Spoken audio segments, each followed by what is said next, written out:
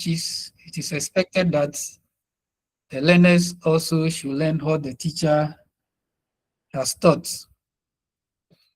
Therefore, what is teaching? And as we all know, teaching is a process. It's not one-time event. It is always a process of impacting knowledge, skills, attitude, and values to a learner or group of learners with the aim of changing the behavior of those learners. And that change in behavior is always the positive aspect. So learning is always what? A process. That's teaching is also always a process of imparting knowledge, skills, and attitude to a learner or group of learners with the aim of bringing about desirable change in behavior in that learner or group of learners.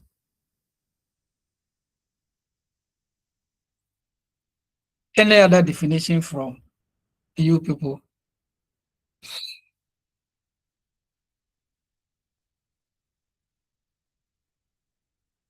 Hello?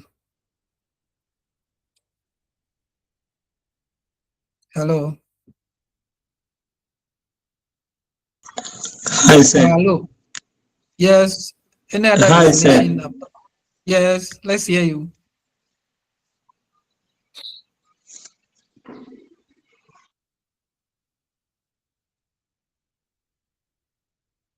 Yes.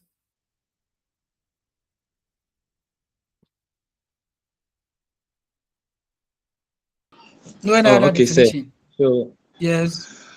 So with the definition of teaching, teaching involves or is activity in which a more knowledgeable person assists a less knowledgeable person or individual to construct meaning and then That's apply fine. this meaning in their daily lives. That's good. Any other? Any other?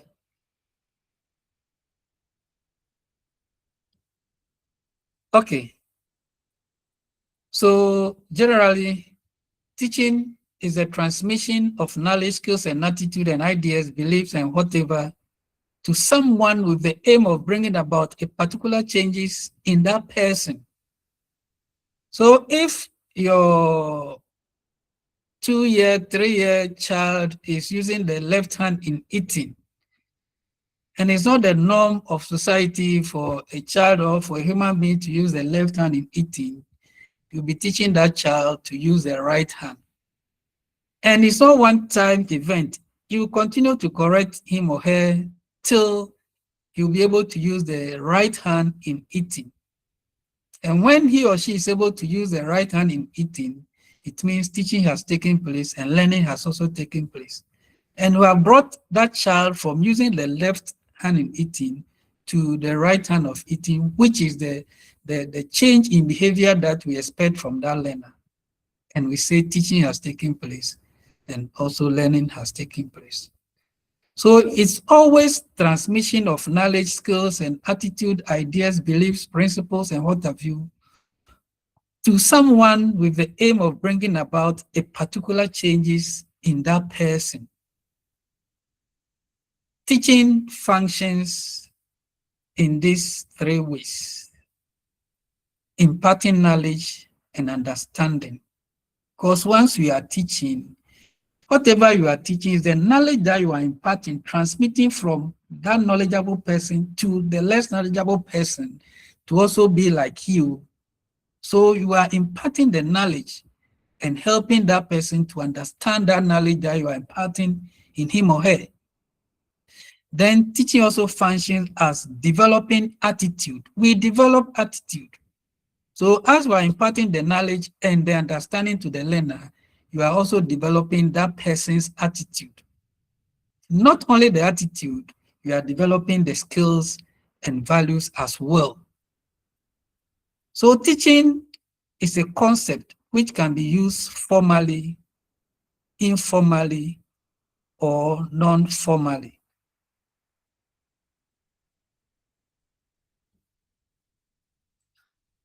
Formally or formal teaching, education normally delivered by trained teachers. That's the more knowledgeable person in a systematic, intentional way within a school. So formal teaching always takes place in a school, well structured. There's a time to start, there's a time to assemble, there's a time to break, there's a time to close. So there's timetable you follow, there's syllabus you follow, and whatever. So it is formal and it is well structured. The informal teaching is not formally institutionalized and does not take into account within the scope of existing curricula. There's no particular curricula that you follow. There's no particular timetable you follow. There's no particular classroom that you use. You can still do that as you are correcting your child to learn how to stir banku, how to prepare soup, and what have you. Then the non-formal teaching is any organized educational activity outside the established formal system, whether operating separately or as an important feature of some broader activity that is intended to serve identifiable learning objectives. So the non-formal type, even though when you close from the formal school settings, they can still come to the classroom to learn, but it is not like the formal one. Maybe the adults learning how to understand the policy of a particular government, or translating that policy into a local language for them to understand it, especially those who couldn't gain the formal education.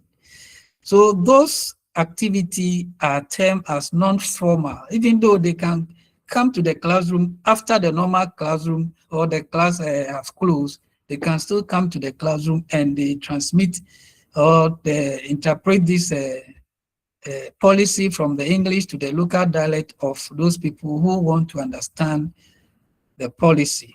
And it is the non-formal type of education, which is separated from the formal teaching structure. Any questions so far?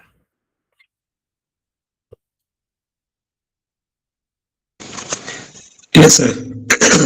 Yes. Yeah, please, sir. Yeah. With regard to the formal and the non-formal and informal, where can we place the churches and the mosque way of teaching? The churches and the mosques. Yes, who will help him? Where do we place the churches and the mosques? Is it formal or non-formal or informal? I think it will be non-formal. I can say Yeah. Good. Churches and mosques will be placed at the non-formal, because at times somebody will interpret from one language to other for those who didn't understand that particular first language to understand. And even at times at the church too, they interpret the policy of a particular government to the members for them to understand in their local dialects. So we can place these church activities and whatever under non-formal education. Thank you, sir. Are we together? Yes, sir. Are we together? Yes, sir. Yes, sir. Yes, sir. Good. Teaching can also occur consciously or unconsciously. Unconsciously, teaching is seen as the unstructured set of attitude, values, and practices that come out spontaneously. For example, the teacher's utterances, the teacher's dressing. It is not compulsory that everybody will pick up the dressing of the teacher or the utterances or the behavior of the teacher, but it comes out spontaneously. Children pick up those things unknowingly. So it is under the unconscious type of teaching. You don't intend to impart that knowledge into the learner or that value into the learner, but the learner is picking it unconsciously, and you are also doing it unconsciously. That is why teachers, we are always advised that our utterances, our dressing should be something that our learners can emulate or imitate, because we serve as role model. So whatever we say, whatever we dress, and whatever we do, they pick it unknowingly, and we are also doing it unknowingly. So unconsciously, you are imparting these practices into the learner. and they also pick it unconsciously or spontaneously that come out from the teachers or translate whatever. That's why when you are a fan of insulting your children, your learners in the classroom, you are doing it unknowingly, but the learners, some of them will pick it from you because they think it's appropriate to do that. When you dress shabbishly, some will pick it from you because they think it's appropriate because they look at you as their role model. So unconsciously, we also teach some of these things to learners. And consciously, teaching is seen as the well-structured activities followed in the institution. Its subject matter includes the subject like the social studies, the geography, the maths, the history, and whatever that they are on the timetable. So that one, you are mandated to follow those timetable to teach whatever you have planned in your lesson to the learners. And that one is consciously, you have planned and you have that intention to achieve an objective at the end of that period that you are engaging with the learners. So consciously, you are making effort to bring about that behavioral change in the learner. So whatever you prepare during the implementation stage in the classroom, you are making sure that you achieve the objective set for that conscious teaching that you plan to impart to your learners.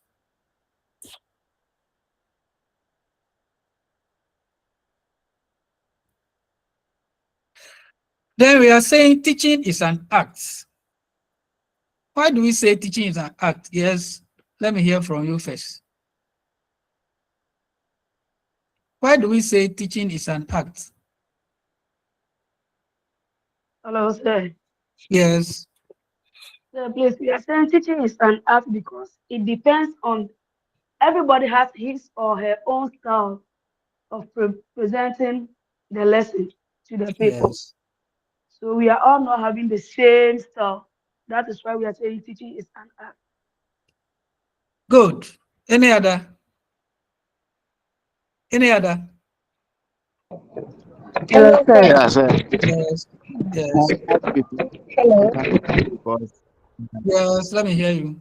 it's based on our experience, Mhm. your knowledge on in the subject matter of the subject you Yes. are, Yes. and the experience, and for how long you have taught it, the Okay. skill that you have gained in order to Yes. present makes it an art. Thank you. Yes. Okay. So all that you said are correct because teaching is an art. If you give the same topic to two teachers, the approach will be different. The classroom arrangement, the introduction to the end of the lesson will vary. So depend on how that teacher planned to deliver that particular topic will vary from the other teacher, even though it's the same topic. So it's an art. That is why at times when we come to supervise you during teaching practice, we want to understand certain things before you start the teaching so that we will not judge you wrongly. Because it's an art. You control the class, you prepared your lesson, you know how you go about it. Our duty is to follow, whether you are following the principles of teaching, then we can assess you. Because if you give me that same topic, the way I'll handle it will be different from the way you have planned to handle it. That's why we say teaching is an act. The classroom arrangement, the sitting arrangement that you do will vary from another person's sitting arrangement. The class control and whatever will vary.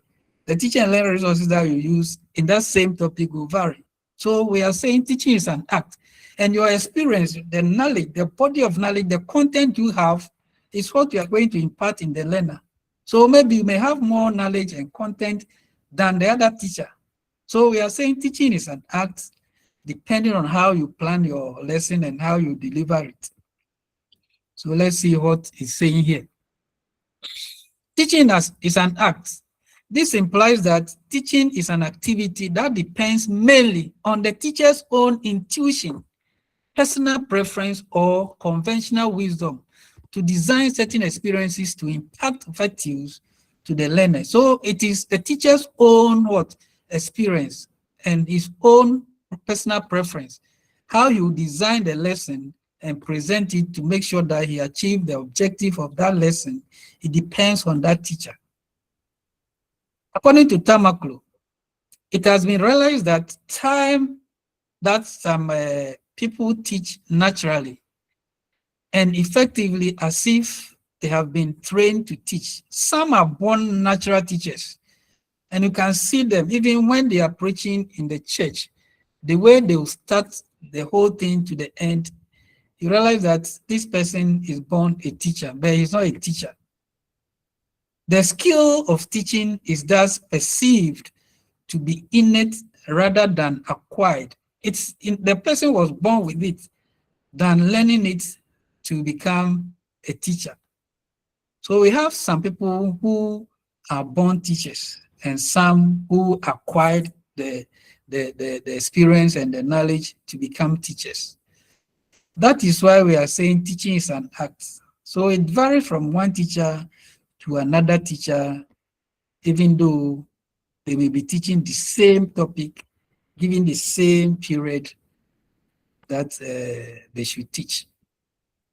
This conception of teaching makes the process of teaching look more flexible and broadens the scope to include other activities, both conventional and non-conventional, employed by the teacher to achieve his or her objective of that particular lesson.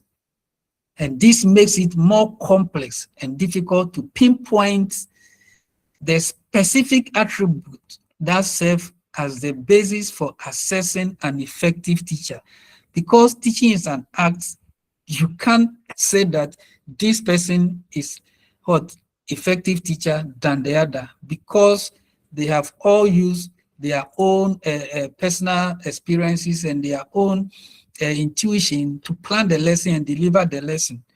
So it will be very difficult to say that this person or this teacher is effective than the other teacher.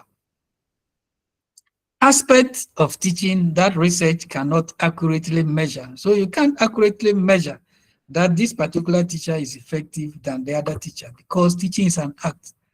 The way the person prepared, the way the person implement, the classroom situation, arrangement, and monitoring and whatever depends on that person.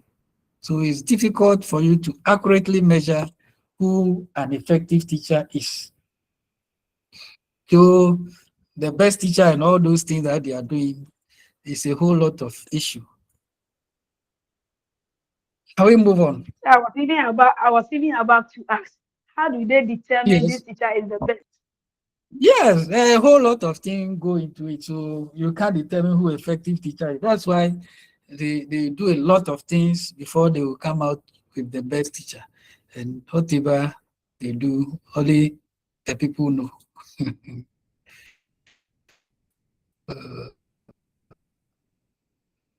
Can we continue? Yes, Can we continue? Teaching is a science. Yes, sir. Yes. Teaching is a science. Who will help us to understand why teaching is a science? Hello, sir. Yes. I would like to contribute. Contribute. When we say teaching is a science, this concept focuses on the systematic, the evidence-based practice that involve the use of research and theories, and then collection of other data to inform methods and strategies to maximize learning outcomes. So when this happens, we say that teaching is a science. It uses theories, evidence, systematic way of gathering information and other things to help. That's good. I wish I can clap for you. So she has said it all. Teaching is a science which focuses more on the modern conception of teaching. Teaching as a science incorporates a body of systematized knowledge on teaching methodology. Such knowledge, they explain, is derived from scientific investigations and in certain cases built into models and theories. So as you have been looking at various theories in the psychology and whatever, Bandura's theory, Piaget's and all those theories, they have investigated over time. So they use it to make it a principle that when you are teaching, you must follow these principles to make it a science. Teaching from known to unknown, teaching from simple to complex and whatever, they have investigated it over time. So it becomes a science that every teacher must follow those principles anytime they are imparting knowledge to their learners. The process of arriving at such systematized body of knowledge is through constant trial of different teaching methods to find out their effectiveness for recommendation for classroom teachers. So once they have used it several times and they know that this one is good for teachers to use in the classroom, then they will recommend it that teachers should use. That make it as a science. By so doing, effectiveness of teaching is not left to chance, unlike the case of teaching as an act. So that one, you can't do it without following the principles, unlike the teaching is an act where you can plan your own thing and make it flexible to your learners to understand whatever you are impacting to them. Teaching is a science, is different from that one. That one, you must to follow the principles laid down so far as teaching is concerned. That makes it teaching as a science. Teaching as a profession. Who will help us before we look at what it is? Teaching as a profession. In any case, is teaching a profession?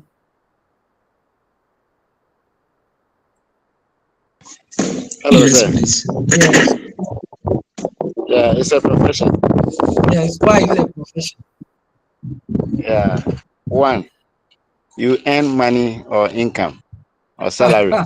And you Yeah. know, as you are growing up, you think Mhm. of gaining a job. So it's a work. Yes. Yes. That brings income to the table. So it's a Before the profession. income, what will you have done before the income will come in? You go through series of Yes, you training. go through a series of training. Yeah. That makes it a profession. You go through series of training to acquire skills, knowledge, attitude, and values to be able to impact knowledge to learners and makes you a profession or a professional. That is why they have introduced this licensure, whatever. So if you call yourself a professional teacher, what shows that you are a professional teacher? Because we said earlier that we can't distinguish between the professional teacher and the non-professional teacher when we look at teaching as a science. So if they introduce these licensure exams and whatever, that makes you or makes the profession recognized. So teaching is a profession. Today, almost every worker claims to be a professional and their occupation as a profession. That's how professionalism is defined, and what constitutes a profession have been sites of academic and ideological struggle between union leaders, bureaucrats, and academics played out in a variety of settings. What is then a profession? It is an occupation based on specialized intellectual training, the purpose of which is to give skilled service to clients for a definite fee or salary. So before you can get this definite fee or salary, you must go through a specialized intellectual training to enable you to deliver to your clients the best way to earn that fee or that salary. It can also be seen as an occupation that requires advanced education and special training. Examples include medicine. They go through special training. Law, they go through special training. Teaching, they go through special training. Engineering, and so on and so forth. From this definition, we can point out the characteristics of a profession: a sense of public service, a lifetime commitment to career, a defined body of knowledge and skills beyond the grasp of lay persons. So this makes teaching a profession because you have to go through specialized intellectual training before you can be given a certificate to operate as a professional teacher. Characteristics of a profession: application of research and theory to practice. So you acquire this when you are undergoing the training. A lengthy period of specialized training, 3 years, now 4 years in the college and 4 years in the university and what have you. So it's a lengthy period to specialize in that training. Medical doctor is 6 or 7 years, a lengthy period. So that makes it a profession. As teachers, we also go through series of training and hands-on practice and all those teaching practice, micro teaching, macro teaching, and all those things. That prepares us to the work ahead of us when we complete the training, and that makes it a profession. The use of administrators to facilitate work of professionals, control of licensing standards and or entry requirements. That's why there's entry requirement into the teaching profession. If you don't meet that requirement, they can't admit you to go through the training. They regulate their activities rather than having outsiders regulating them. So all this makes teaching a profession. Any question? Any question? The police also, is the police service a profession?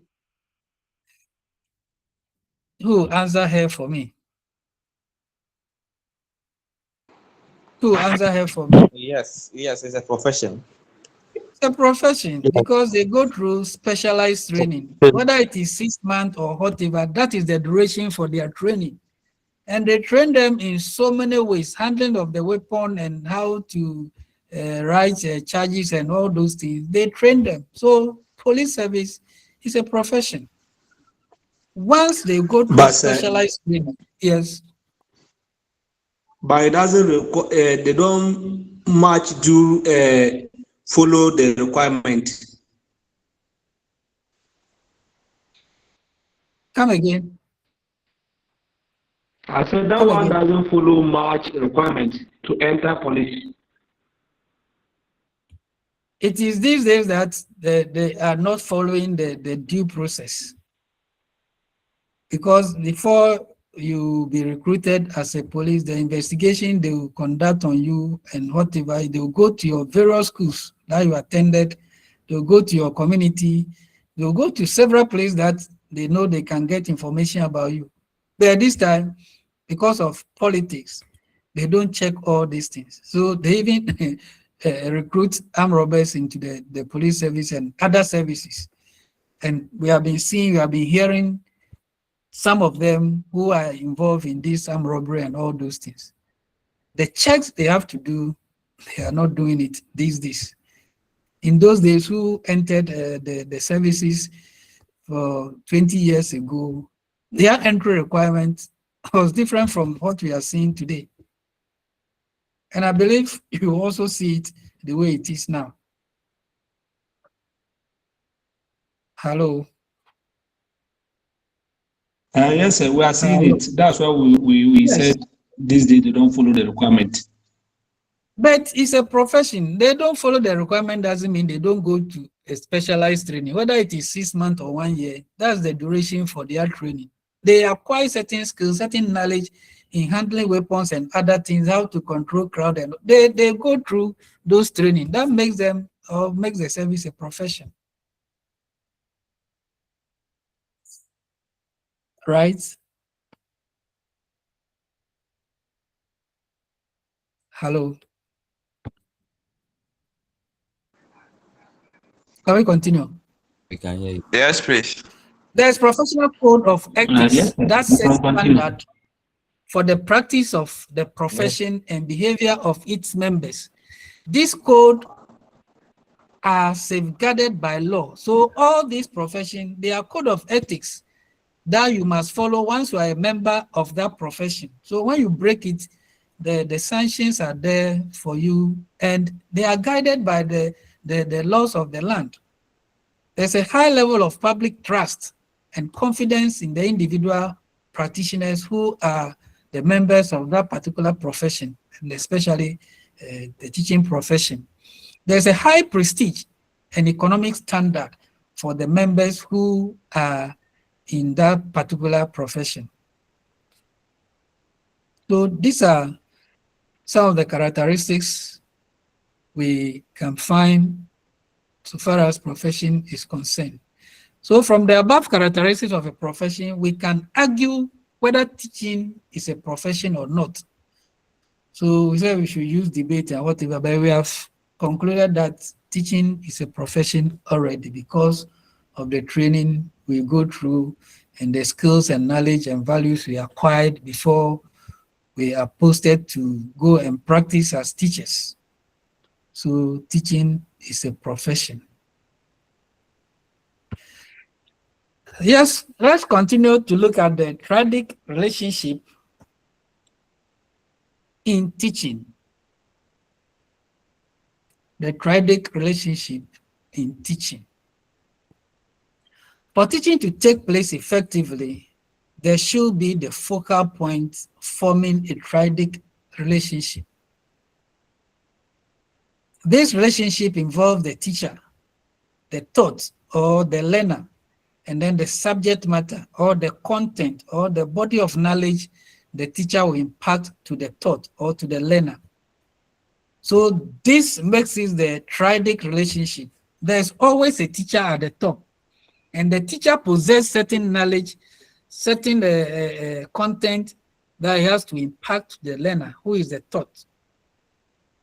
That's why when we were defining teaching, somebody said teaching is a process, whatever, delivering from a more knowledgeable person to a less knowledgeable person to bring about a change in. So the teacher is always at the top. So once you are called a teacher and you are handling a particular level, your knowledge, your skills, your values, and whatever is always more than the people you are teaching. And you must possess that content to be able to impact to the learners or the taught. So this is a diagram for the triadic relationship. And we'll be looking at them one after the other. The teacher. The teacher at the apex or the top of the relationship, he or she is expected to have knowledge of himself or herself. He should know his strengths and weaknesses, the likes and dislikes. The thoughtful teacher or teachers are intellectuals who think both about subject matter and students, constructing bridges between the two. Good teachers must think hard about what they want their students to learn. They are coaches who support the learners or the players as they learn to demonstrate mastery, even excellence as independent artisans. So teachers, we are coaches, and we are always trying to support our players who are the learners to make sure that they demonstrate some mastery of knowledge that we want them to acquire. That makes the teacher to be at the top. So you must know your likes and dislikes so that when a child or a learner asks you a question, you will not be provoked to insult the person or react in a way that it is not expected of you. You must know your strengths and weaknesses so that if you know your strength, you know how to handle it. If you know your weakness, you know how to seek for support and whatever, so that you can handle your players very well to master a particular concept you want them to acquire.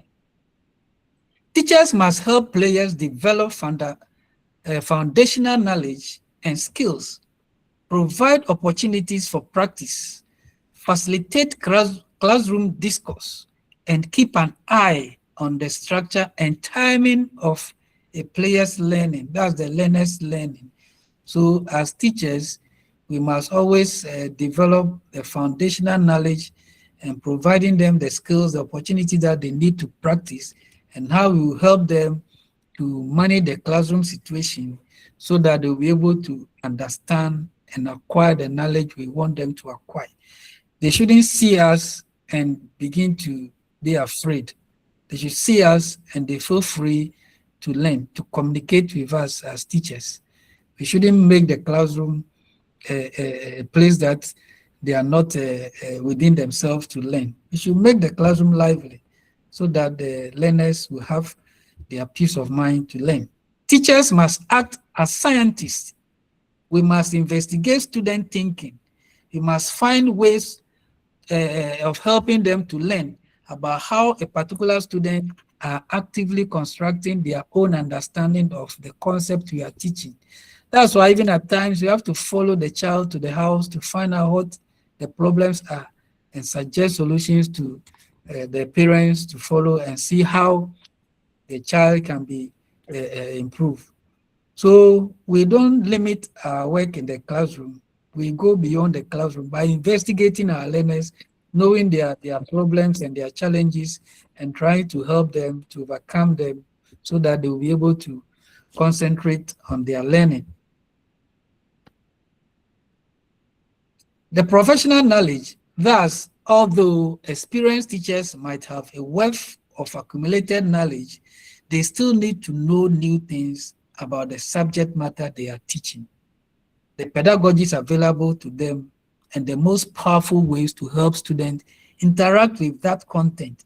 So even though you have taught for so many years the same thing, you still have to learn new things around that same topic or that same subject matter so that you can add new ones to the learner so that you'll be able to understand the content better. In social studies, the teacher should have knowledge in the foundation courses of social studies, such as the history, geography, the economic sociology, and all those social science subjects and other related subjects that constitute the foundation block for the subjects. Any question about the teacher so far as he or she is at the top of the triadic relationship?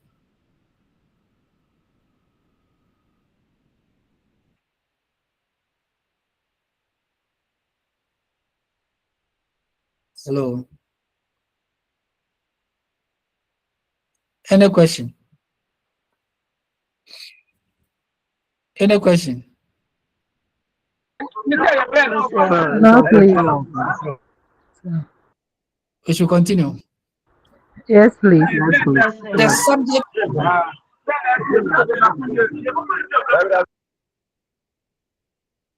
The subject matter. Mastery of the subject matter will enable the teacher to teach effectively as well as methods of teaching the subject matter.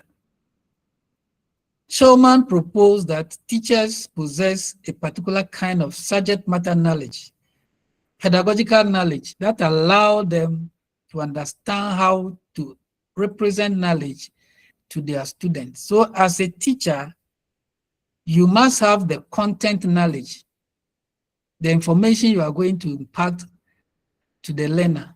And then you must have the pedagogical knowledge, how you impact that content to the learner. You must balance the two. If you have the content and you lack the pedagogy, you can't impact to the learner. And if you have the pedagogy, but you lack the content, you can't communicate to the learner. So as a teacher, the subject matter, we must make sure that we have it, and then how to impact it to we have it. That's the pedagogical content knowledge that we are talking about. So the pedagogical content knowledge, knowledge of teaching and presenting a particular content.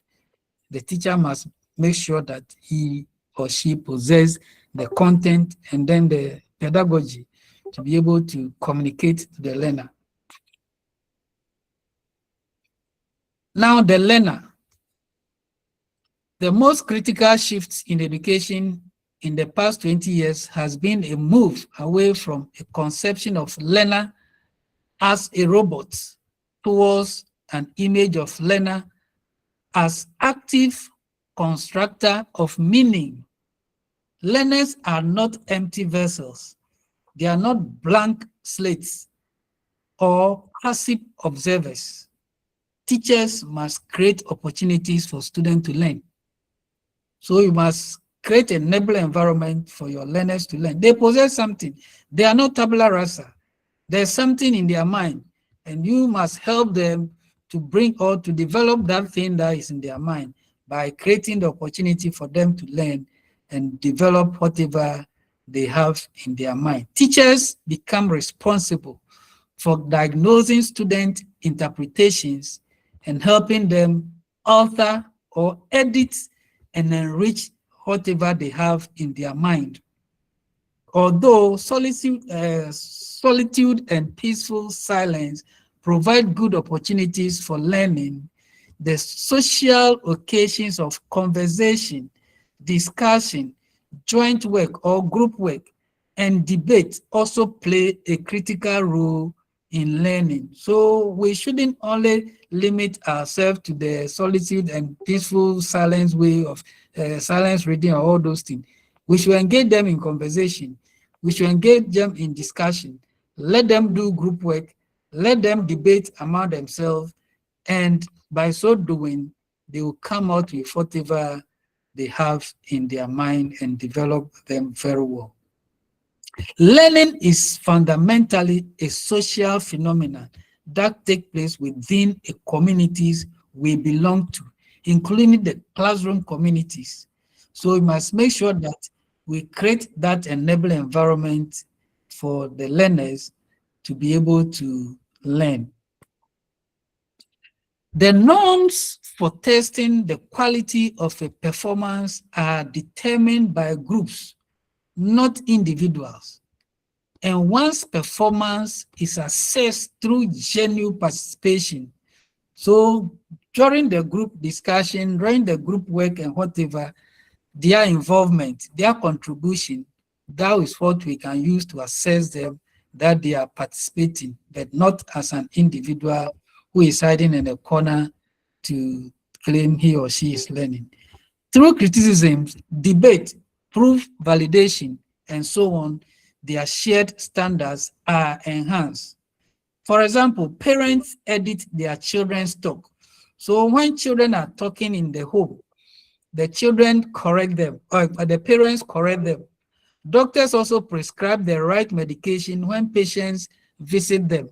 So also teachers, we also make sure that we help them to shape whatever knowledge they have to make sure that they develop the right content and be able to use them in everyday life situation. Knowledge is inseparable from practice. We know by doing. So we must involve our learners to do most of the things, and so that once they do it, they'll be able to know, and the retention will be there than we giving them the information without them actively participating. This means that we need to look at people while they are doing something. They are doing something meaningful, that is working on authentic problems, if we want to see what they do. So if you want to know your learners, whatever they are doing, observe them and making sure that they are doing the right thing. If they are not doing the right thing, you correct them and making sure they take the corrections and help them to do the right thing. So we are not limited to the classroom. We do so many things outside the classroom, and we help shape these learners to become the change agents that we want them to. Learner differences as resources. There is individual and group differences, as we know. One of the self-evident truths of schooling is that learners come with different experiences, different capabilities, different understanding, and different backgrounds. Teachers had to learn to deal with the inevitable differences that these students bring to the school. Cooperative learning, broadly defined as an educational opportunity in which students learn from one another. It leads to what? Positive interdependence. So the children we are handling, they are not from the same background, the same understanding, the same experience, the same abilities. They came or they are in with different background, different capabilities, and different understanding, different mindset, and whatever. It is the duty of as teachers to shape all these different differences that they brought to the school, to shape them to become positive, independent learners to help themselves and the society. Any question? Any question? Any question?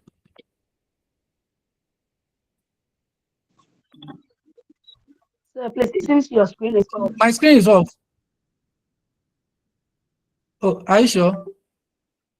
Yes, please. We can't see your slides again. It's only Slides.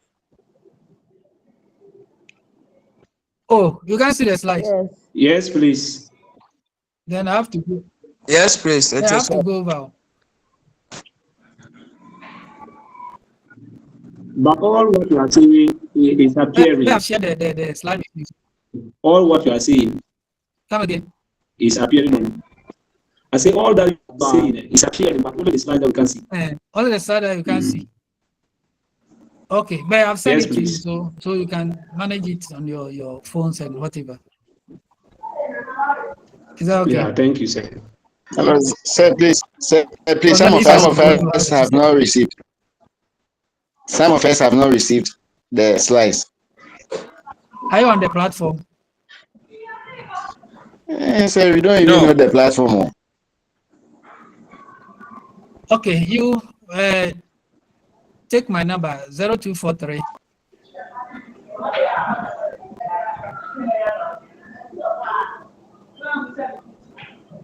Okay, 0243. 888 629. The various course reps should hire me on my WhatsApp after the lesson so that I can send it to you so that I can share with your group. Okay. Hello. Okay, sir. Thank you very much. Okay. So the various course reps, you hire me after the lesson so that I can share with you so that I can share with you. Oh, okay. Doc, please, can we have the number again? I think I lost one. 0243. 0243. 888. 328. 69. 629. 629. Okay. Doc, thank you. 629. I'm not a doctor. Let's continue. We are now moving to principles of teaching. The following fundamental logics behind teaching must be well noted by all teachers. Principles of teaching, they are very, very important, and that makes it teaching as a science, as we said earlier. And one of the principles is active learning and participation. Active learning and participation. Teaching should ensure active participation and involvement of learners. Activity has a direct influence on the intellect. The student must be made to use his or her hand, the mind, the eyes, the body, and mental capacity, and other channels of learning. So whatever we are teaching, the child should be in the center, and he or she must be actively involved in the teaching and learning process. That's why one of the principles is active learning and participation. Another principle is proceeding from known to unknown. As we have been told, when we are designing a learner plan and whatever, we formulate the RPK for the learner, what we think they know on the topic, trying to build it and knowing what they know from the introduction, then we build it to what they don't know. So we must always proceed from known to unknown. And one cannot build a bridge without a clear sense of the location of both shores. Likewise, teachers cannot create a bridge between subject matter and student without having a clear sense of what students know, care about, can do, and what to do. So as teachers, when we are able to know what students know, care about can do and what to do, we'll be able to guide them to do more of those things. Therefore, teachers need to give learners reason by respecting and understanding learners' prior experiences and understandings, assuming that this can serve as a foundation on which to build bridges to new understandings. So we must always find out what they know, and through what they know, we can now help them to develop or to learn what they don't know. So we always teach from what? Known to unknown. That's why even in the classroom situation, when I want to cite example, you cite example that is closer in the classroom. Unless that example is not in the classroom, but you can find it in the classroom, the school environment before you cite examples that are far from the child. So we always teach from what? Known to unknown. And it's the principles that guides all teachers. Then we must proceed from the simple to complex. We must always make sure that we teach the easier things before we teach the complex ones. So easier and simpler materials should be followed later by complex and difficult materials. Simplicity and complexity should be determined from the child's point of view.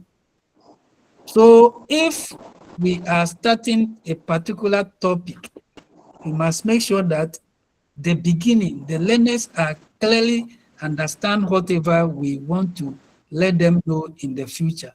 So as you start from the simple, then we're building on it to the complex one that the learner will now have to think to understand it better.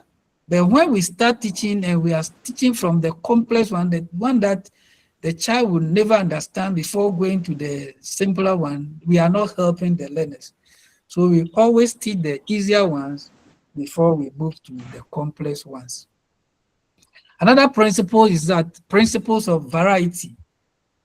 In the teaching profession, we must use a variety of teaching techniques, teaching methods, teaching and learning resources, so that we vary them. We shouldn't depend on only one teaching techniques or one teaching method or one teaching and learning resource. We must vary them. We must vary the teaching aids. We must use the visual, the audio, the audiovisual, the real object, and whatever that will make the student understand whatever we are teaching. And teaching strategies, we must use the storytelling, bringing the resource person to talk to a student on a particular topic, using think per share, using brainstorming, using simulation, using role play, all the techniques that we can think of, we must use them. We shouldn't limit ourselves to one or two. That's principles of variety. So in our teaching and learning resources too, it's not always drawing it on the Mandela card. If we can get the real object and it's not harmful to the learners, we must send them to the school to enhance understanding and also help us to teach and the learners who understand whatever we are teaching very well. This is to motivate and sustain the interest of the learners. Another principle is principles of individual differences. We said earlier that students come with different capabilities, different background, different experiences and whatever. So they are not the same. So we must make sure that we treat them as individuals. No two students are alike. Even twins are not alike. They have their likes and their dislikes. Students have different levels of understanding. What we teach, hence, it is expedient to consider individual differences in your classroom. When you are teaching, don't think everybody understands it at a go. So you must make sure that when you say something, you rephrase it to make sure that those who cannot understand the first one, you break it down for them to understand it. So the students that are in your classroom, they are not the same. They have their individual capabilities and weaknesses and strengths. So we must take that in mind whenever we are before our learners in the classroom. We must also proceed from concrete to abstract. You must bring the real object to the classroom before bringing the pictorial or the model form or whatever. And this helps the learners to understand whatever thing we are teaching them. So when the learners see the real thing in the classroom and they see the pictorial form in the video or in the book and whatever, they'll be able to understand what it means, because you have shown them the real object in the classroom. So when they see their model form, their pictorial form, and whatever form, they will know that this is what you showed them. Imagination is aided by concrete materials. So we must always make sure that we provide concrete materials for learners to understand what we are teaching them. Then, this is the end of the principles of teaching. Any question? About 6 of them: active learner participation, teaching from known to unknown, simple to complex, concrete to abstract, principles of individual differences, and what have you. Any question about that?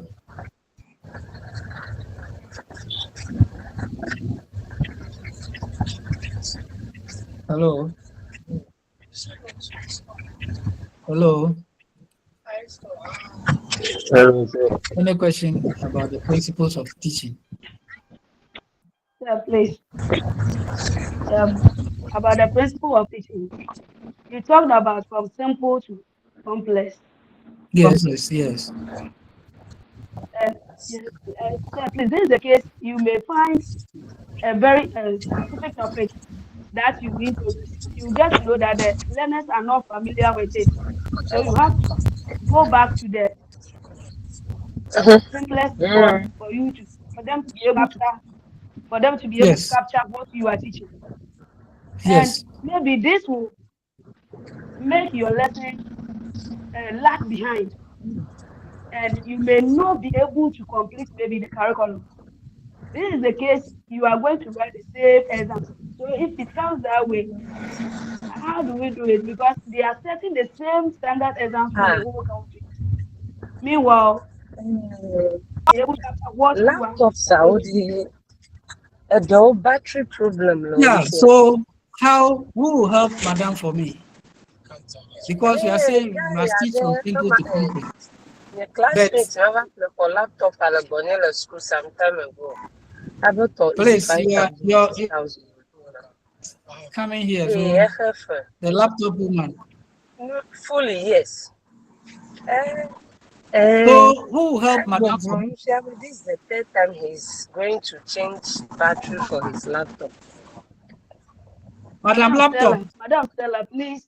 Madam Laptop. You are disturbing the platform, please. So who help Madam? You're saying that we are saying we should teach from simple to complex. There are some topics that the learners don't know or have knowledge about whatever you are teaching. And it means that you have to go back and teach them the basics before you can bring them up. And as it happens, you will not be able to complete the syllabus, but they are all going to write the same exam. How do you go about this as a teacher? Hello, sir. Okay. Yes. Hello, sir. Yes. I think we are trying to look at from simple to complex, right? Yes. So it means that when a child is in class 4, you cannot go and teach that child. You cannot go and teach that child classes, strands or. So yeah, so you prepare the lesson to suit their level. You see, so from simple to complex, as the child is going forward the child will learn the complex one. So that is my help. Yes, but he's saying they are going to write the same exams. But if you want to go back to teach them the basics before coming to the complex one, they will be lagging behind. So what do you do as a teacher? So you have to sacrifice and organize extra or remedial classes for your learners to catch up. If you want to help your learners, that's the only way you can do it. Aside that, there's no way you can do it. Or asking them to come to school very early, you engage them within an hour before the normal time starts. These are the things you have to sacrifice to help them to catch up. Are you okay? And then say Yes, sometimes please. we can also Are you okay? give them some project work. As the student, it might not be that all the students don't understand the concept. Yes. So giving them project work, then giving them some Yes. research topics can also help them to sometimes learn on their own. Yes. Nowadays, technological tools are That's okay. common. A lot. So you can still give them this project work or group work to share ideas and come out with. That's okay. Let's move on to look at phases or stages of teaching. And we know all this from the college or from the training college. There are processes involved in teaching social studies. These processes are termed as phases or stages of teaching. And these phases are planning stage, implementation stage, and then evaluation stage. These are the three main stages so far as teaching is concerned. And when we talk of the planning stage, it involves the preparation of your scheme of work, your teaching and learning material or resources, your lesson plan. All these constitute the planning. And once you're able to plan well, then it means about 90% of the work is done, because you know the introduction, you know the first objective, you know where to use the teaching and learning resources, you know how to arrange your classroom and whatever. So whatever you plan to teach, it depends on you as teaching as an act. So you have to put all these things together before the period that you want to teach. So the planning stage encompasses what to teach, how to teach, and when to teach. This phase involves a number of tasks. That's preparing your lesson plan, arranging the furniture and equipment, and what have you, preparing your scheme of work, and all those things constitute the planning stage. Factors to consider when planning. You have to consider the unit to be taught in that particular subject, the objective to be achieved by that unit that you want to teach, the number of teaching periods available in the year for you on the timetable, the number of periods to be assigned for testing. 2 weeks is a revision examination, and the first week. So when you are drawing your scheme of work, 3 weeks, no active teaching will take place. So you must consider all these things. The general holidays and vacations specified in each year in the calendar, the tentative schedule fixed for tests and examinations by the school or whatever. Then you consider the cultural and the sport conference and whatever that will happen within the term to be able to plan and plan very well.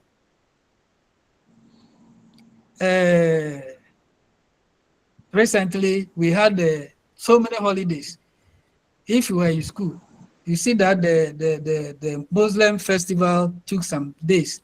Then Easter came in, and a whole lot. And now the BEC is also along the side. So they are using some of the schools as a center for the writing of the BEC. So that 1 week, you will not be teaching. So you have to make sure that you have knowledge about all this before you plan your scheme for that particular term or that particular semester or whatever, so that you know exactly what you are to teach, or the days that you are to teach, and the weeks that you have to teach, and the number of periods you have on the timetable that will enable you to manage the term and teach and make sure that you will not teach, finish teaching, whereas there are some other weeks to end the term, or there are some few weeks to end the term, but you still have more to teach. No, you must consider all these things so that you plan your scheme to match the number of weeks that you'll be actively engaging the learners. And all these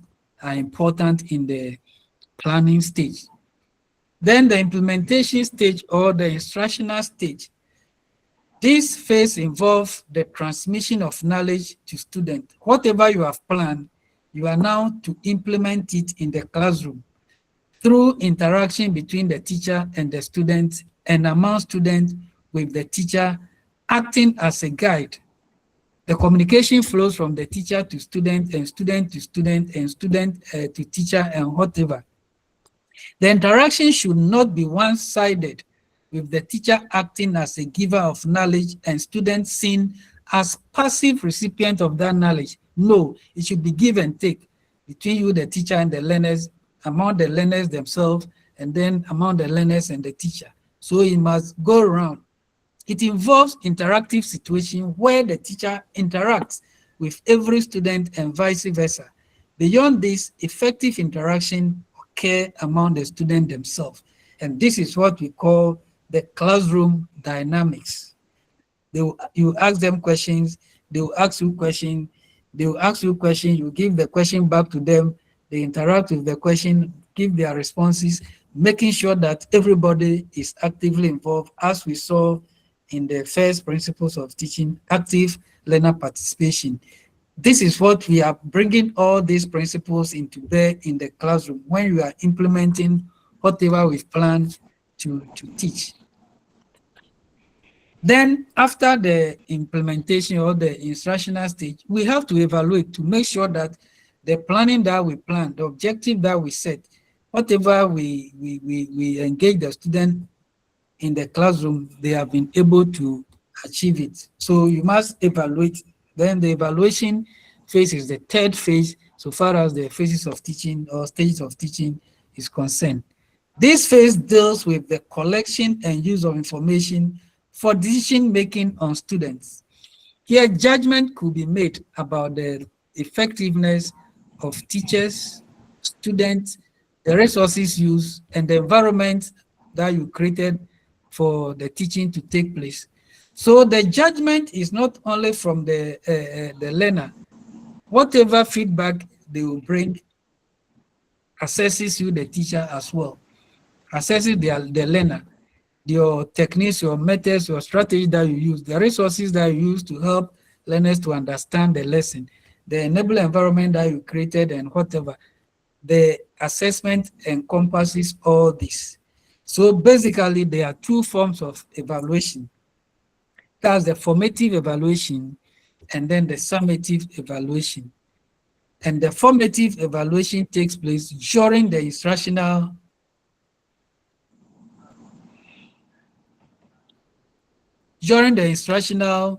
session and provides information on effectiveness of the method of instruction employed.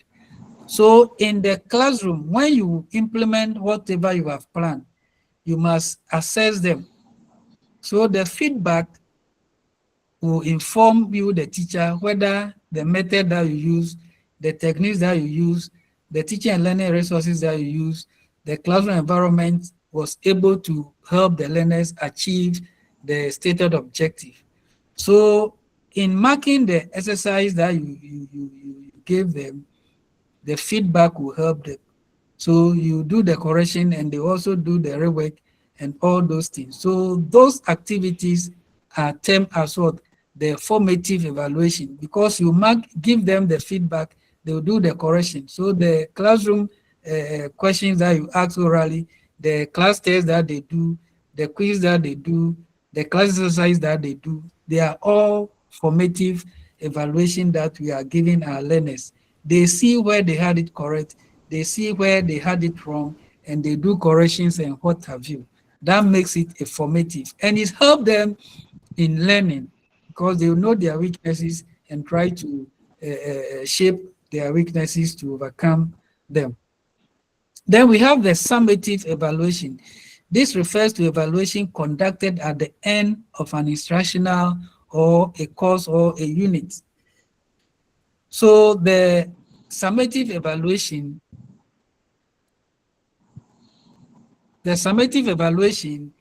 they don't get the feedback as they do get in the formative evaluation. because the summative evaluation is at the end. They always see the end results. Maybe they had A, but how they got the A, they can't see the script and know where they had it correct, where they had it wrong. They can't see that's it. So it becomes what summative because it's at the end of the period. So the BEC that they just wrote, it's summative because at the end they only bring the result that in this subject you had B. How you got the B, you don't know. But the classroom activity, the class test, the assignment, the oral test and whatever, you mark and give them the feedback. But this one, they will not see the feedback. They only see the end results. That makes it a summative. So your end of semester, your BEC, the WASI, they are all summative evaluation. They only see the grades that they got in the various subjects. But they can't see the script, the mark script where they had it correct, where they had it wrong. Unless you call for a remarking and you are lucky to see your script, then that one, it becomes what? A formative for you because you have seen where you had it wrong, where you had it correct because you've seen the feedback. Are you okay? Yes, sir. Any question? Any question? Yeah, Abigail's hand is up. Yes, let's hear you.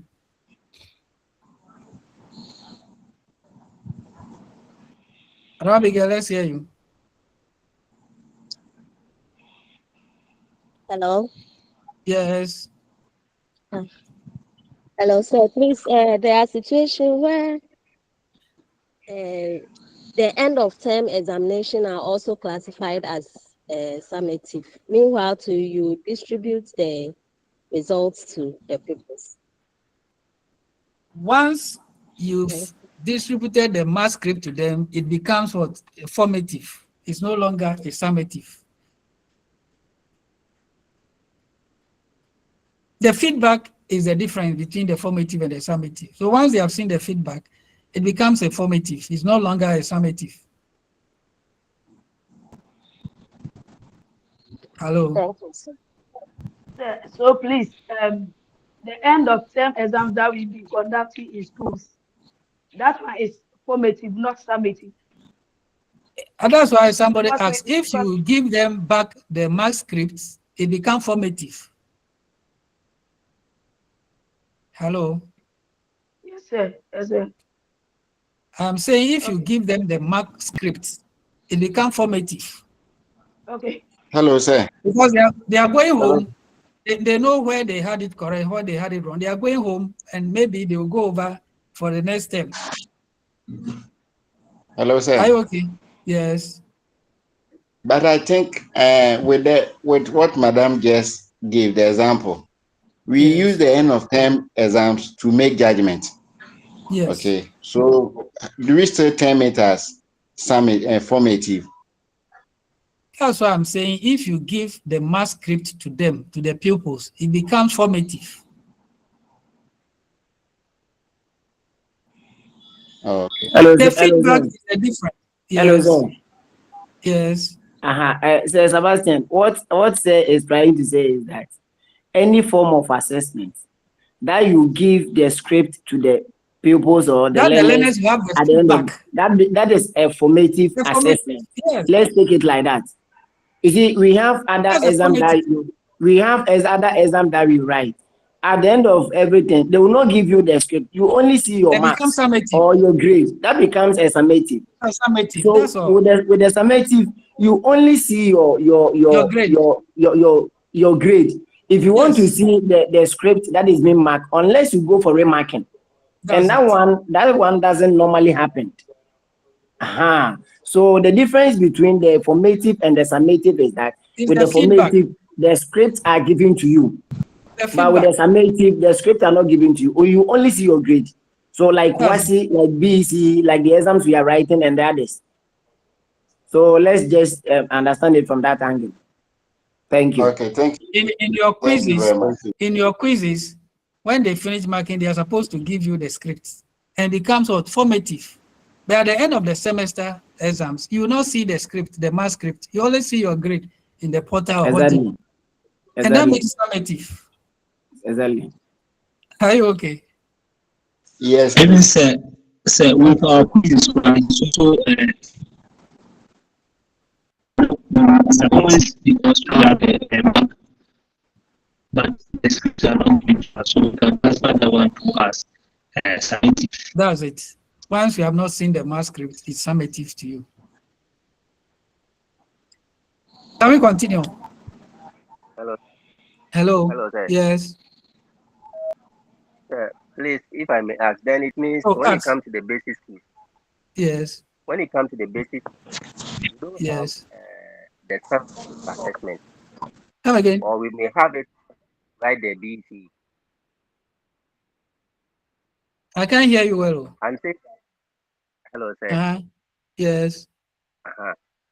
In the basic schools, most of the times, at the end of the terminal exams, we give back the script to the learner. Yes. So I'm asking that then, when it comes to the basic schools, we only have the BEC as a summative form of assessment.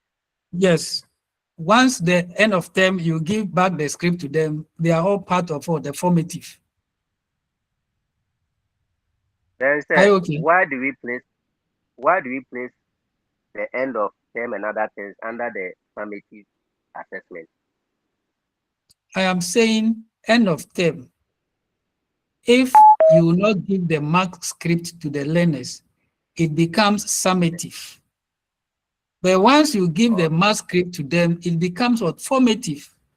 The difference between formative and the summative is the feedback. So once the learners have seen the feedback, it becomes formative for them. Are you okay? Thank you, sir. Yes, sir, please. Okay. Thank you. Can we continue? Now let's move on to look at concept of learning. We are finished with the concept of teaching. Now we are looking at concept of learning. Learning is a process. As teaching is also a process, the same way learning is also a process by which we acquire and retain attitude, knowledge, understanding, skills, and capabilities that cannot be attributed to inherited behavioral patterns of physical growth. That's according to Farrant. Learning is the change in human disposition or capacity that persists over a period of time. That is why it's a process. In all the definitions, the word change stands out. The change is brought about through perception, through observation, and through experiences. Learning is a phenomenon which continually takes place from the cradle to the grave is reached. So we learn, as human beings, we learn every day. The day that they give birth to us, we start learning to the day that we will die. That's why learning is a continuous process. As you are conversing with your colleague, you are learning something from him or her. As you are listening to the radio, news, and whatever, you are learning. As you are watching the television, you are learning. As you are reading the newspaper, the whatever, you are learning. Every day, you learn something. The day that you not learn is the day that you are dead and gone. Research shows that students learn and retain information at different rates according to the degree that students are involved in the lesson. The following are the percentages that people learn and remember. So we are saying when people hear, they retain 10% of what they hear. They retain 15% of what they see. They retain 20% of what they see and what they hear together. They retain 40% of what they discuss. So as you are discussing with your colleague or your colleagues, you'll be able to retain 40% of whatever discussion that took place. And 80% of what they experience directly or practice. So if they experience certain things or they practice certain things, they'll be able to retain 80% of it. and they'll be able to retain 90% of what they attempt to teach others. So in the discussion process, if you are the one leading the discussion, it means you are teaching your colleagues, and you'll be able to retain 90% of whatever you attempt to teach your learners or your colleagues. So this is the research outcome of how learners learn and retain concepts when they hear alone, when they see alone, and when they hear and see together, and when they try to discuss, and when they experience it themselves, or they practice it themselves, and when they try to teach others, they'll be able to retain these percentages. That's why we said the experience is the best teacher. If you've passed through that experience before, you will never forget it. So you'll be able to retain or recollect 80% of whatever you experience. So it makes us aware as teachers that we should always make sure that we engage our learners and try to make sure they discuss, they experience certain things, or they practice certain things themselves, and then they also try to attempt to teach their colleagues, and by so doing, they'll be able to retain higher percentages of whatever they practice and whatever they try to teach. The learning process. Learning is a mental process. It means it has to pass through various stages, from simple to complex, and from physical change to mental and emotional change. The process in learning can also be regarded as input-output process. Input process, that's the object, the ideas, the event which the learner comes into contact. This input is conceptualized through the senses. You know, we have 5 senses. Output process, that's the observable behavior of the learner having passed through this process. Basically, learning process involves 3 factors: the organism, that's the learner; then the activity, that's the learning experiences that the learner will be exposed to; then the outcome, the change that has taken place in that organism. So in learning, we always have the learner, the activity or the learning experiences that the learner will be exposed to, and then the outcome, the change that has occurred in that particular learner. Principles that promote learning. There are some principles that always promote learning in the classroom. So as teachers, we should make sure that we help our learners to follow these principles to help them learn. For learning to be effective in the classroom, certain conditions need to be met. These are when the rationale of a lesson or a sense of a lesson is made clear to the pupils who are taking part in it. So in the classroom, you must make sure that the objective that they are going to learn, they know it. Even at times, you write it at the corner of the marker board for them so that they know exactly what they will be doing in the classroom. Don't keep the objective in the lesson notes and your head without the learners knowing whatever that they are going to do in the classroom. This is crucial principle of all educational endeavor. It is essential for the teacher to let students see the way forward or benefit of the program they intend pursuing so that they will become committed to it. It is much more incentive for students when they know the tasks set out clearly in front of them before they begin to learn it. So always make sure that you make clear the lesson objective to the learners, what they will be doing within that particular period, they should know so that they will be able to follow you and learn to acquire those principles. When the lesson material is presented in the manner which appeals to the learner and which stimulates their interest. So any teaching and learning material that you want to use in the classroom, make sure that they are appealing, they interest the learners, and they'll be able to interpret that material to enhance their understanding, and which will help them to learn. Students are prepared to pay attention to things which are of interest to them. So if the material you are presenting to them has no interest in them, they will not pay much attention to it. When learners become absorbed in things which are of interest to them, they are prepared to concentrate for more intellectual effort upon it than when they are summoned up for a task which has not interest in them. So when you are teaching them, anything that you are teaching, make sure that you make it interesting for the learners to follow. The materials, the introduction, the classroom setting, everything, you make sure that is inviting, and the learners will be able to motivated to learn. Lessons should therefore be interesting and challenging. Even though it should be interesting, it should be challenging for them to reason up and then respond to questions you ask.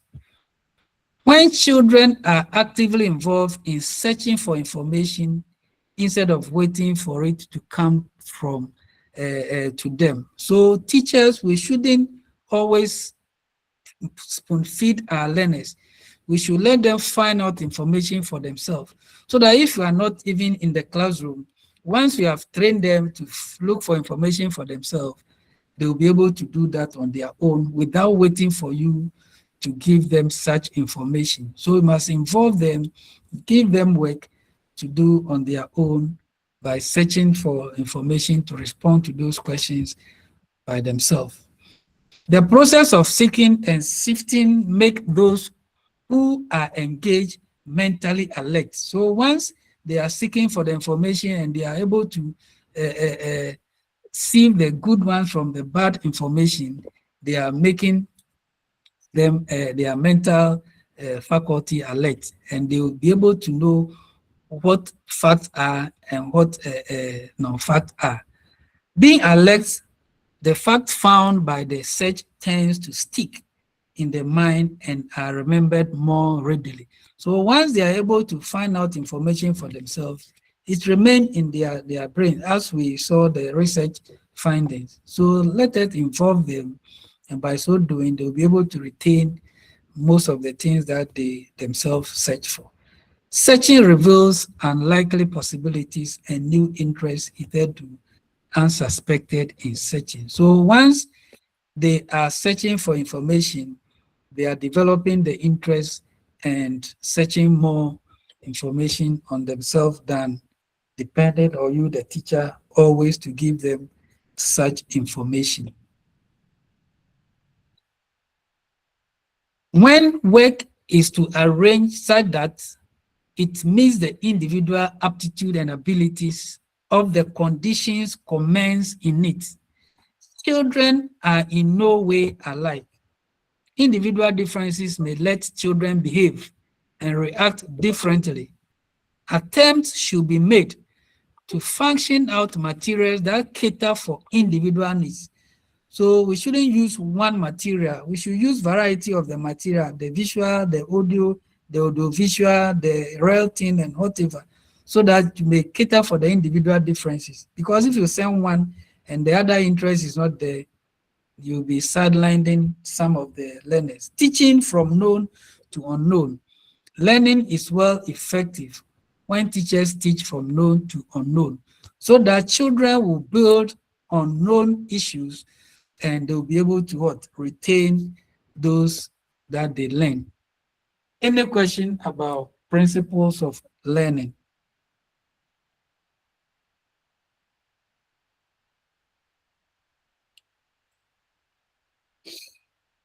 Any question?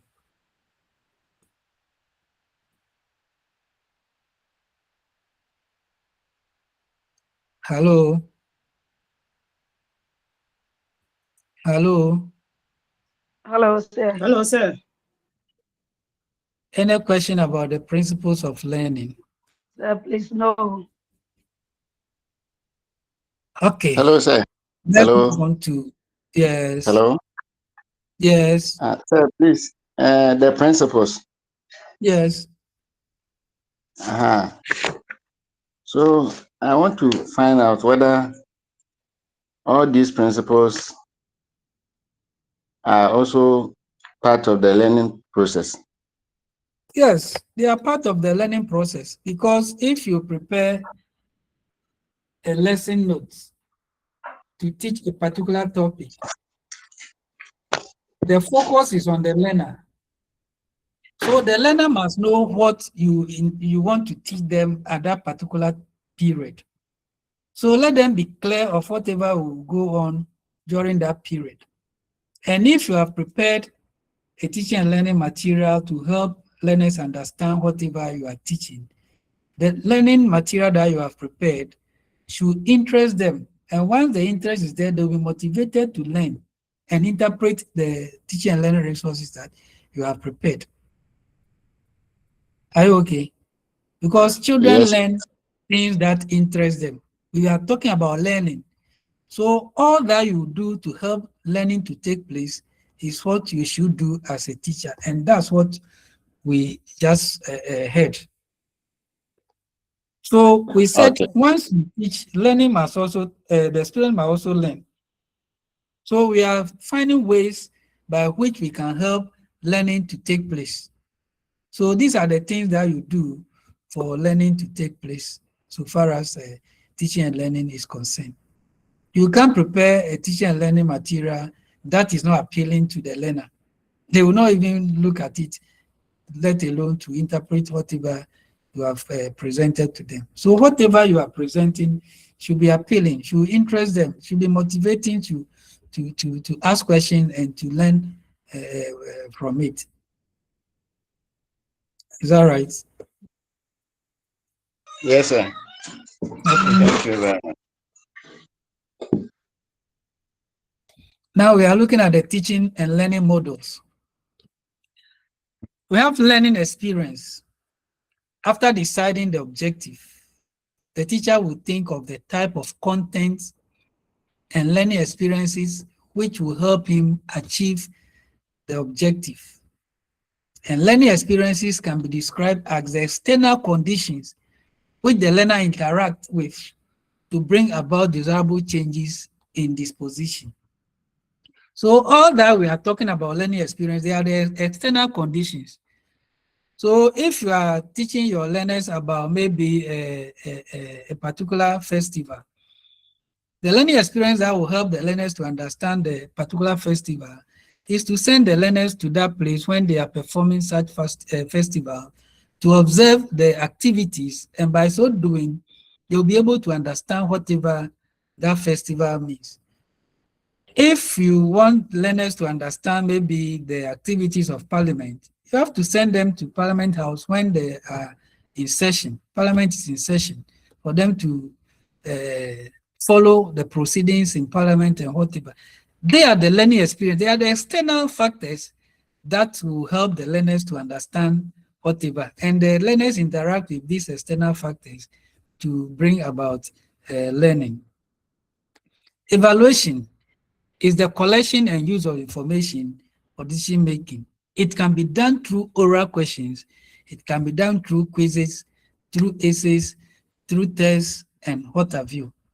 So you have a variety of ways that you'll be able to evaluate your learner.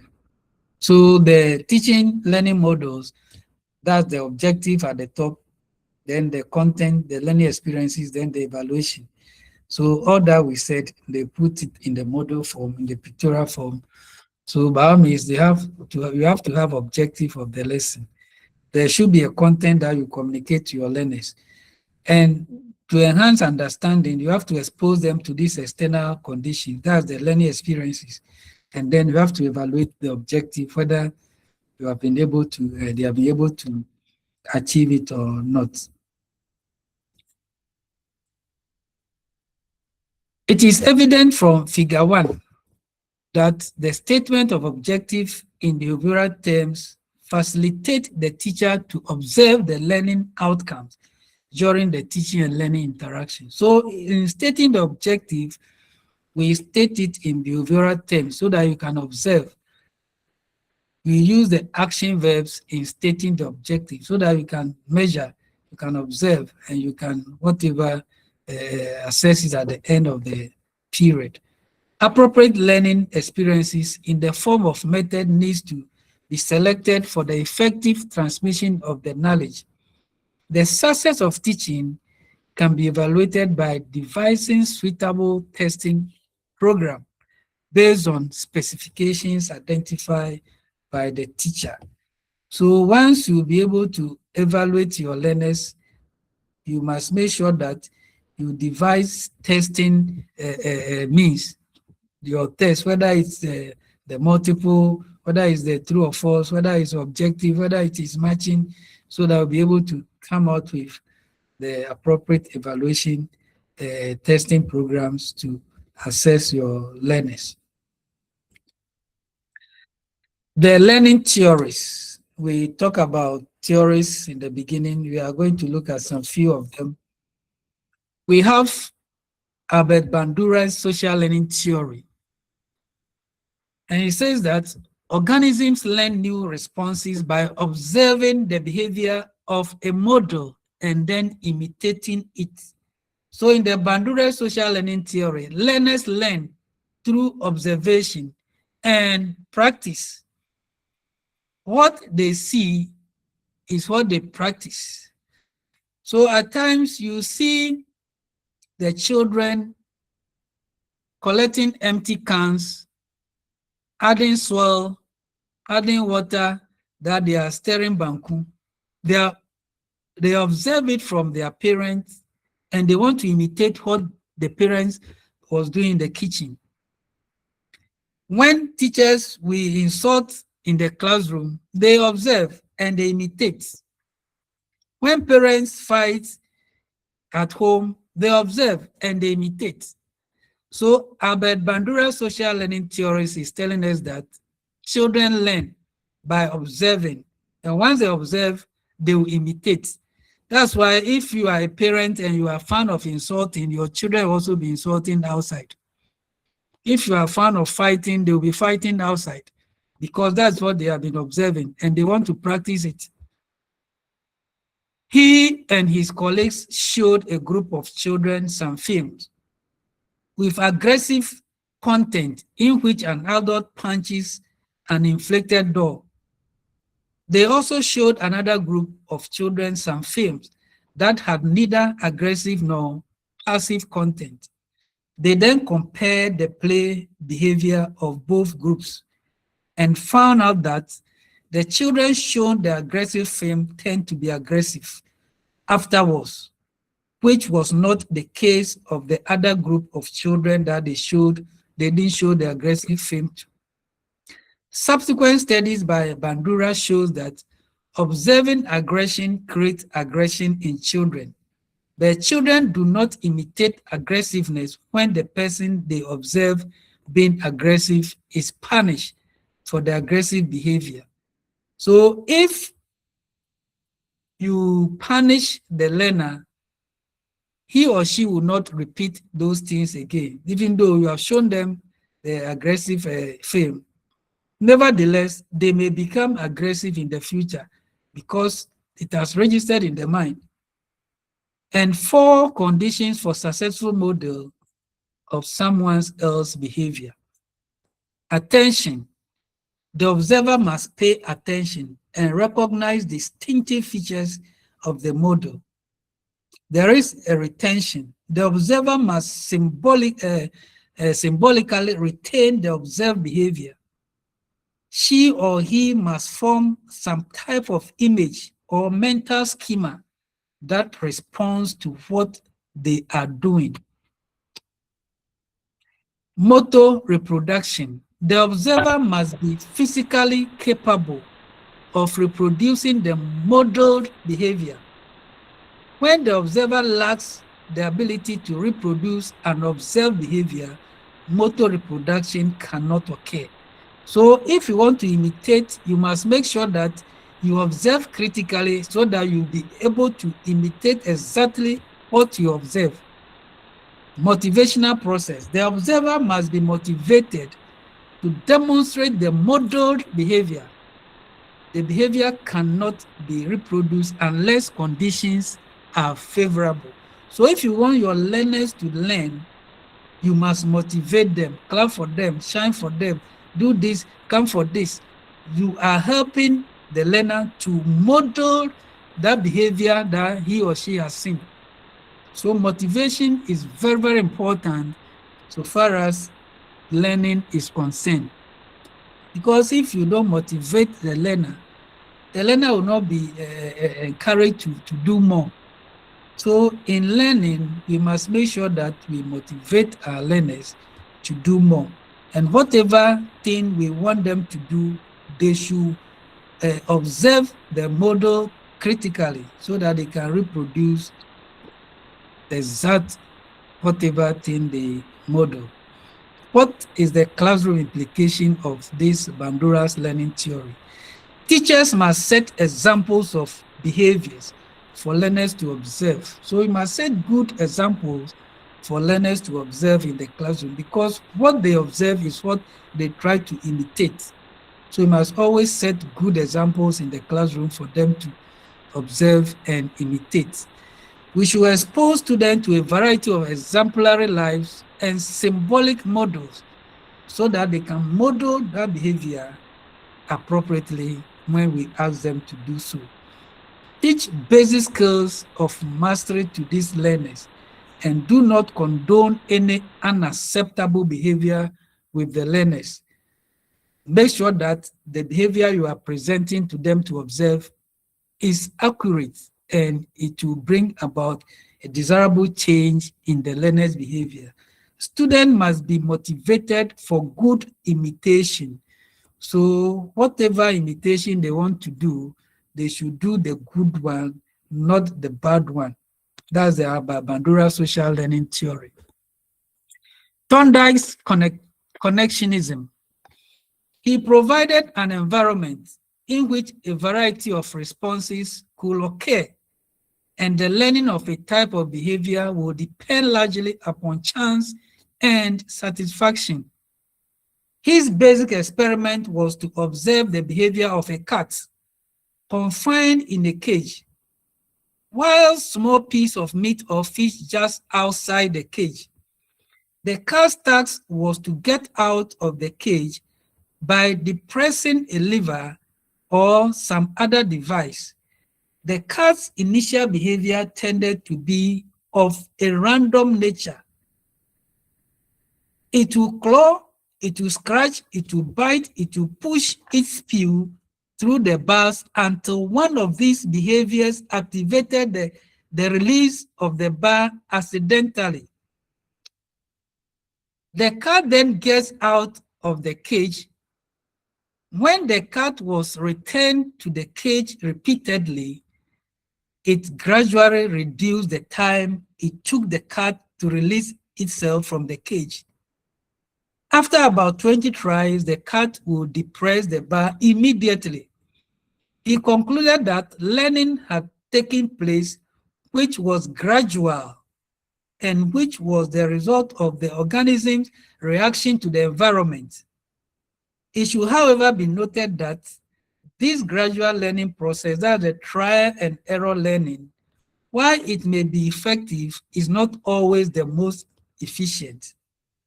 So we have trial and error type of learning, and it's always not efficient. Thorndike practical laws of learning. Law of readiness. The desire of an organism to perform an action, it is the psychological condition of an individual to embark on a task. So if a learner is not ready to learn, you can do whatever to that learner, he will not learn. So let the learner be ready to learn before you engage him or her in the teaching and learning process. That is why you start by letting them sing, preparing their mind towards the learning. Law of exercise. It is divided into the law of use, repetition, and continual practice. and the law of disuse. When a modifiable connection between stimulus and response is not made over a period of time, the strength of that connection is weakened. Law of effect, response followed by pleasure will be strengthened, and responses followed by pain will be weakened. So when we motivate our learners, they will be encouraged to do more. But when we don't motivate them, they'll be relaxed because they don't feel like to be encouraged to do it. That is, the outcome of experience will determine whether an action will be repeated or not. What is the classroom implication of this? Consider the mental, cognitive capabilities, the readiness of the learner when planning the curriculum. Because if the learner's mental capability, the cognitive, whatever is not ready, the learner will not learn. Do not force learners to learn if they are not mentally ready. Make sure your learners are mentally ready before you engage them in learning. Motivate learners so that they repeat actions that are worthwhile. If you motivate them, they know that what they did was good, and they continue to do it because they'll be motivated again. And by so doing, we are encouraging them to do more. Parent presents materials in a logical and more coherent way to the learners so that they can be able to retain whatever they are doing. Consider the importance of exercise or practice in learning. Give them enough exercises. Let them practice whatever they are learning. And by so doing, they'll be able to retain whatever they learn. Consider punishment as the last option in reducing undesirable behavior. Rather, consider negative reinforcement. You know, punishment reduces behavior, and negative reinforcement increases behavior. So we should sparingly use punishment, but we must rather use negative reinforcement so that we can increase the behavior of a learner. Learning activities revolves around the learner. Therefore, when we are teaching, we must make sure the learner is the focus of whatever we are doing in the classroom. Your assignment, you must look at these three theories: Pavlov's classical conditioning theory, and Skinner operant conditioning theory, and Gestalt theory of learning. When we come next week, you tell us much about these three psychologists and whatever learning theories before we move on to the next topic. So this brings us to the end of today's presentation. Any question so far?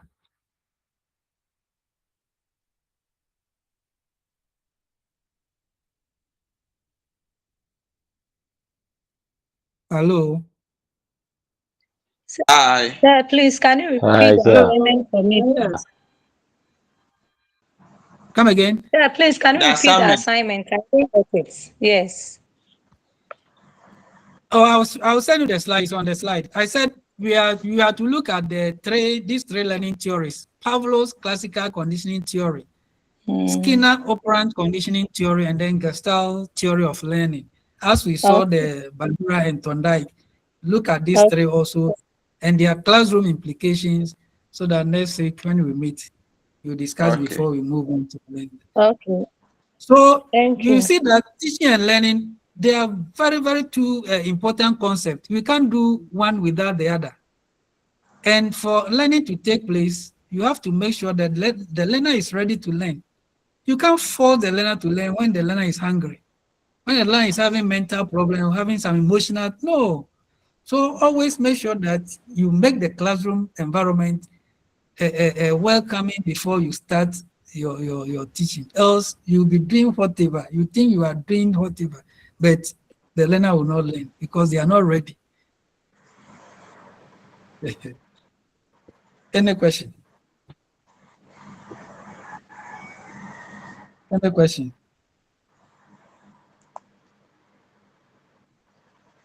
Please, how will you know that the learner is not ready for the lesson?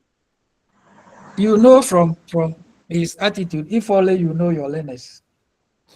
If you know your learners, when your learner, one of your learners is having a problem, you know, because always he's active, always cheerful, but that particular day, the mood will change. So you know that there's something wrong with the learner. So you have to engage the learner and find out his or a problem, and then calm him, let him be part of the whatever you are doing in the classroom for the start, as a starter before you go to the actual teaching. So if you know your learners, you know that there's something wrong with one of them today or the other day. Thank you. Right? Any other question?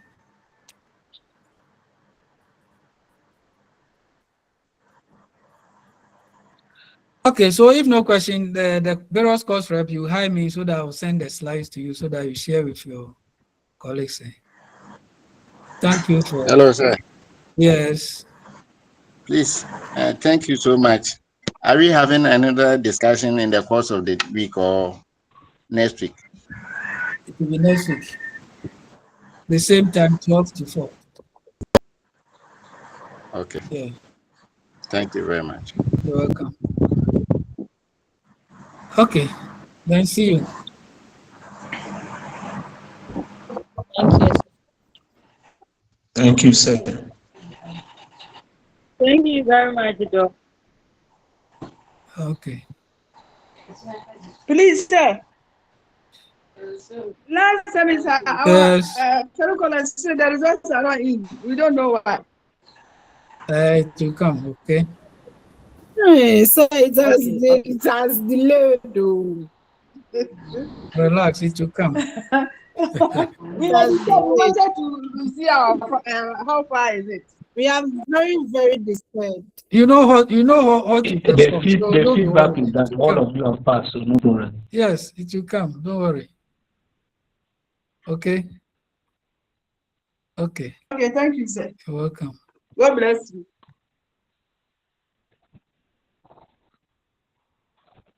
Okay, sir. We thank you very much.